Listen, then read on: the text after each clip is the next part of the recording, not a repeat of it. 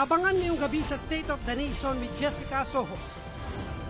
PNP nagagahol na raw sa oras na abutin ang target ni Pangulong Duterte sa kampanya kontra droga. US President Barack Obama at Japanese Prime Minister Shinzo Abe kabilang sa mga nakatakdang makapulong ni Pangulong Duterte sa pagdalo niya sa ASEAN Summit sa Laos. Duterte posible raw hindi na mapagbigyan ang hinihinging pulong ni United Nations Secretary General Ban Ki-moon. Bank accounts na posible raw pinagdaanan ng drug money para di umano kay Senator Laila de Lima iniimbestigahan ng DOJ.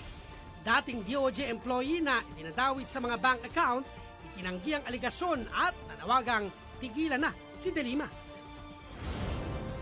Lahat ng yan sa State of the Nation with Jessica Soho ngayong alas 9 ng gabi dito sa GMA News TV.